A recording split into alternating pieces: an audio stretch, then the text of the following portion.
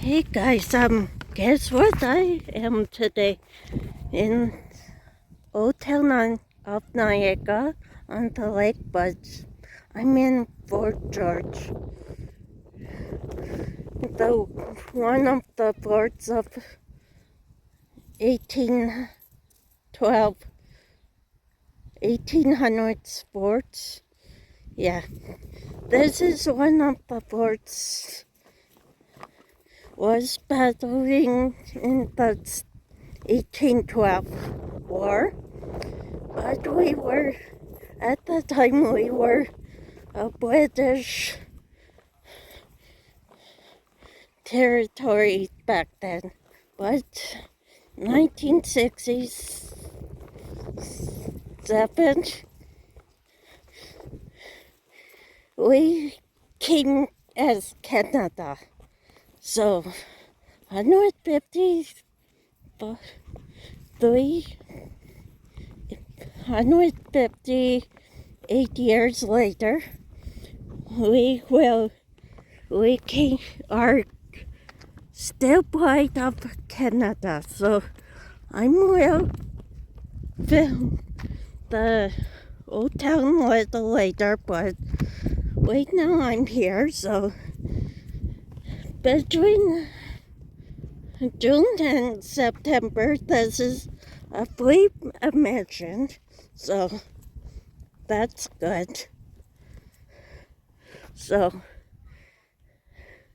in half an hour there will be a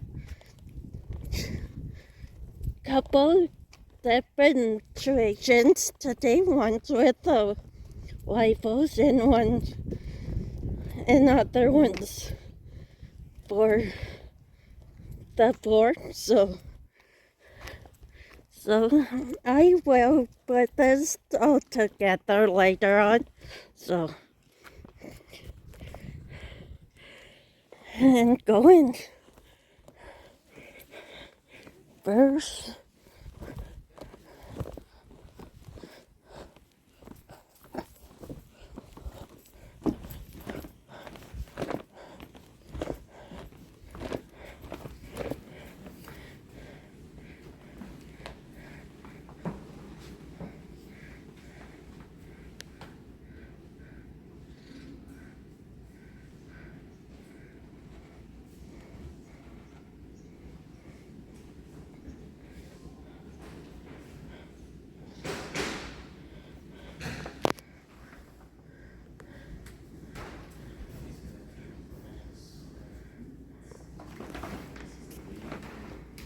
Demonstration. However, just before we do, we're going to quickly offer it in French as well.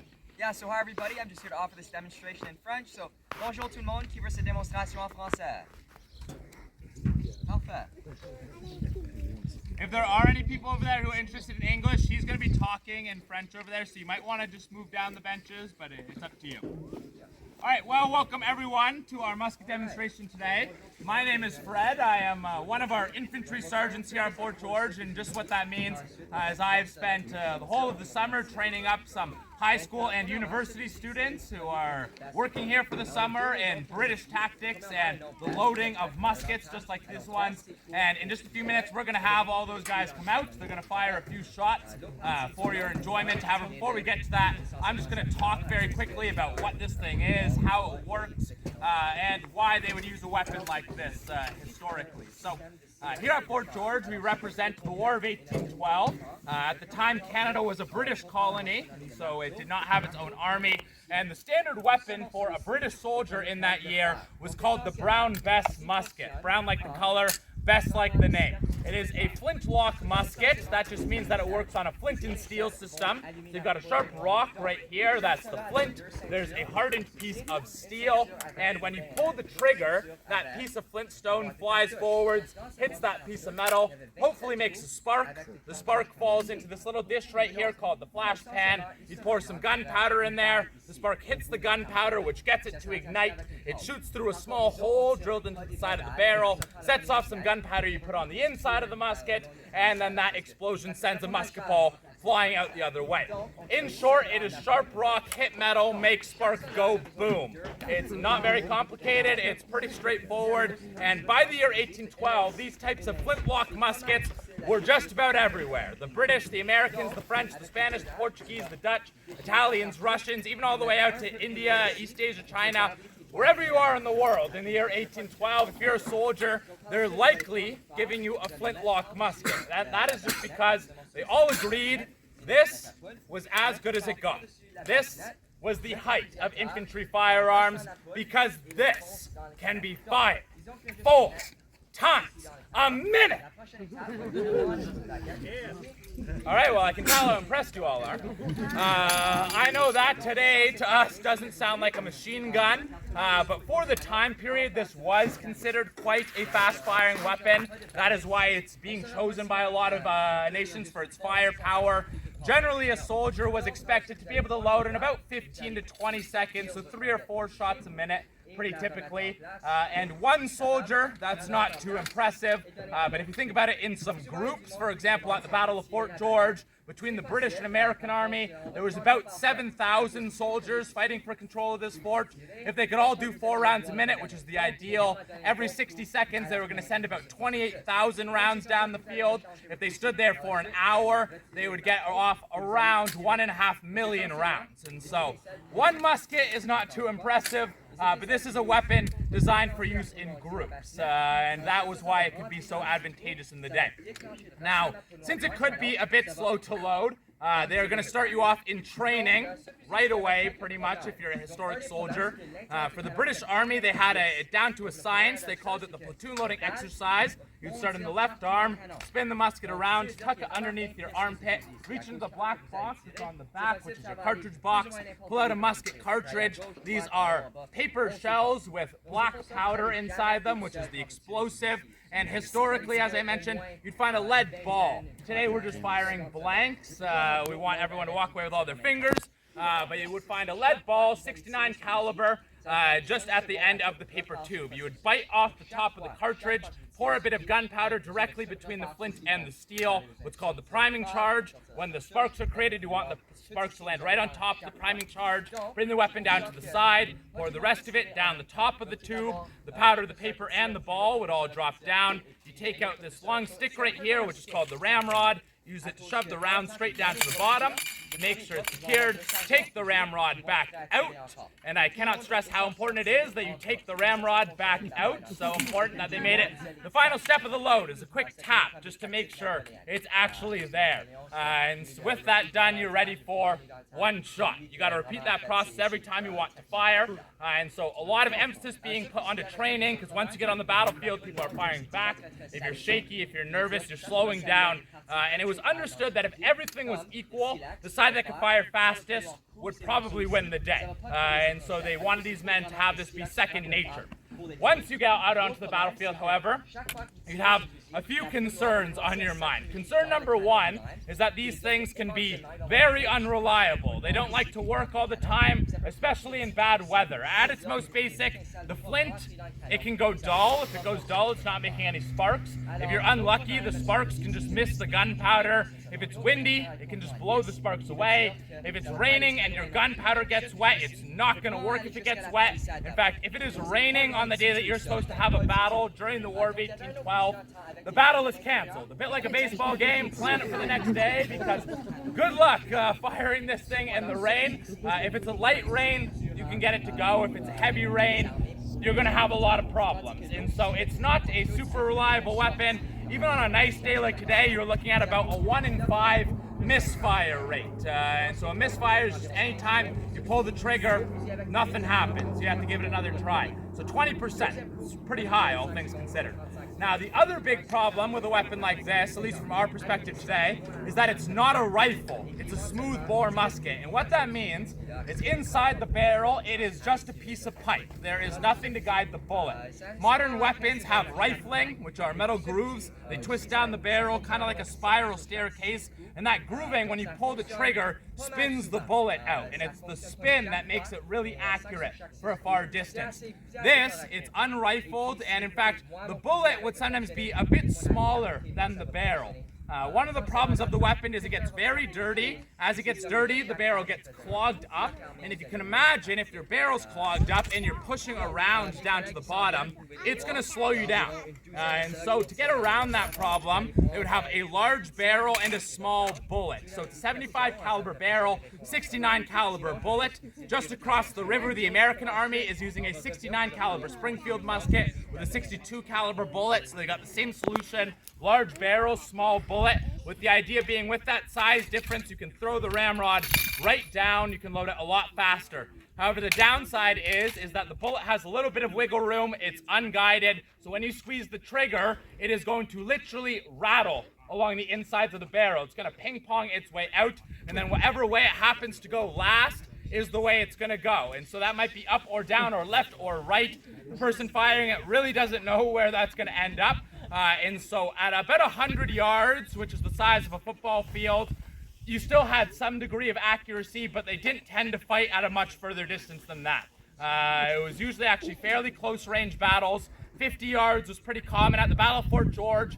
Very extreme example, but the distance from the British Army to the American Army was about 8 yards. And so really close to the opponent on the other side of the field. Now with that, they've come out and we're going to pass it off to them. You could fire this musket a few different ways. You could fire it just standing up, which was generally considered the fastest way to do it. However, especially at a close range battle, you are at very large risk to charges, frontal charges coming towards you. It might be cavalry, it might be men equipped with bayonets. And so they're going to be doing something just a bit different on this demonstration. They're going to be showing you how they prepare to receive a charge if it was getting very, very close to them.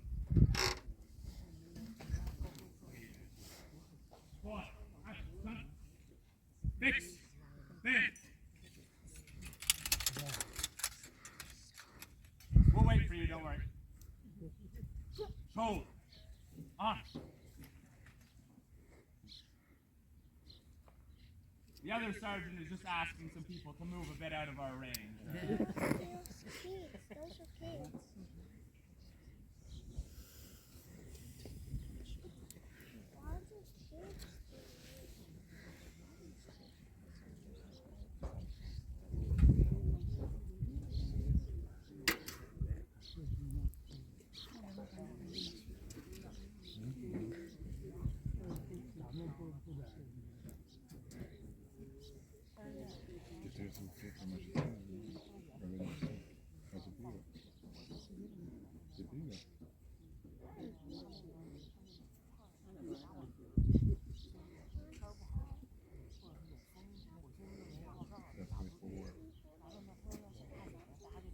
Prepare to receive cavalry.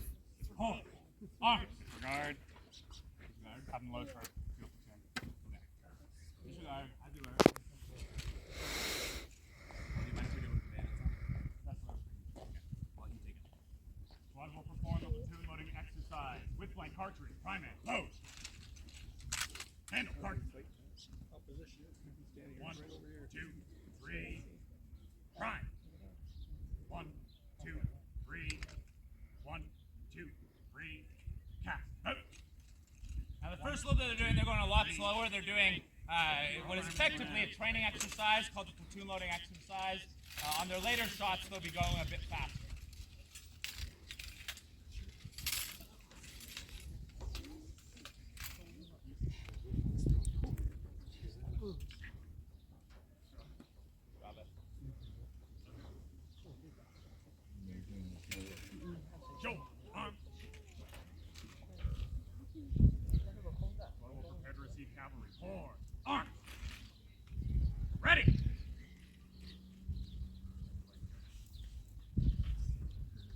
Ready.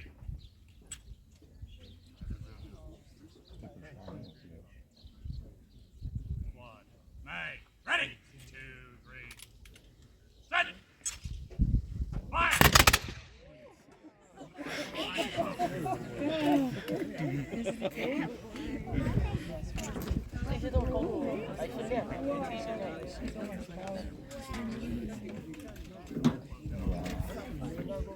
Now the fastest unit historically would be cavalry. In fact, men on horses were still very common in this period. In fact, they would run into groups of infantry like this and pretty much just trample them as they ran over top.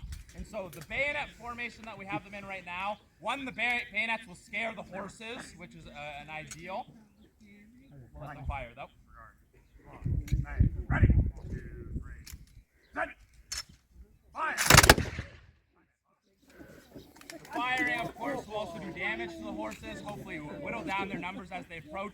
And if they did close in, which they often would, finally you're keeping the bayonets packed together, you're making it a bit like a hedgehog, and hoping to receive that charge together. And in fact, the biggest risk at this point would be that the men's morale would break, which is really common right as that charge is starting to come close. They would sometimes get out of the way, which would break down the whole formation and leave all the rest of the men exposed. Ready? 2, 3, set. Fire!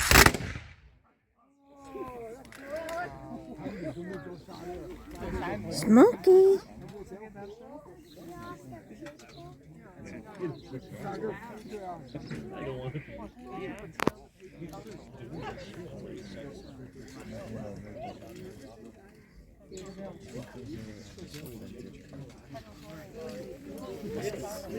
Distinguish who is who. And so the British Army is typically wearing red. They chose red of all bright colors just because it was very cheap. That was all it really boiled down to. The Americans just across the river, they're wearing blue. So you have a red and a blue team, and you had uniforms that quickly communicated who was on whose side. Now, they were there using the bayonets to kind of simulate how you might receive a charge, but it was also very common to also use the bayonets offensively. In fact, it was very, very common. Most of the musketry in battles of this period was designed to whittle down the enemy's forces enough in order to launch your own bayonet charge and be on top of the enemies in numbers. In fact, one of the most really decisive victories of the British in this entire war happened just up the river that way, about 13 kilometers at a place called Queenston Heights. The Americans were crossing the river. The British Army marched from Fort George to Queenston. They formed up into a formation, fired at the Americans, went on top of them with the bayonets, and caused a complete rout, as it was called, which is when the whole enemy force started to run away. The only direction to go was the river. They had nowhere to go eventually, and in the end of the battle, the British took about 1,000 prisoners at the cost of about 50 of their own men. And so it was an absolute decisive victory brought about by a timely use of the bayonet. This is a psychological weapon. Yes, you can go in, you can stab every individual soldier. Much more likely, you're going to terrify them, you're going to break up their formations, you're going to scatter their fire and get advantageous ground, which is the hope of the period. Now, with that being said, I'll mention finally formations, which is probably one of the most striking things about how they were fighting, which was in big, dense formations all together. The way that they were fighting generally was called the linear tactic, which was designed to have your men arranged in a line. And so if you had 1,000 men, which is a regiment, you'd go 500 across, and just as we had them firing 2 ranks deep. So you have a man right behind you, he'd fire over top of your shoulder. Now these linear formations kind of emerged out of the problems of the musket. One musket is not very accurate, but if you can get 1,000 men firing together, doesn't really matter if my musket's not accurate. Collectively, you're making a wall of lead traveling at the enemy. Very difficult to avoid. One musket doesn't like to work all the time. If you're by yourself, you're in big trouble. But if you're surrounded by all of your best friends, doesn't really matter. Their muskets are working even when yours is not. And finally, if the charge does close that distance, as I was mentioning earlier, you're positioned to take it very well and hopefully successfully fight it off by forming effectively a spear wall as it closes in. Now, they're going to be coming around in just a second. If anyone wants any photos with them, make a wonderful backdrop, you're more than welcome to come up just once they've positioned a bit. If you have any questions for myself or the other sergeant just over there, feel free to come on up. If you're interested in neither of those things, I hope you have a wonderful rest of your day, and thank you for listening. Thank you.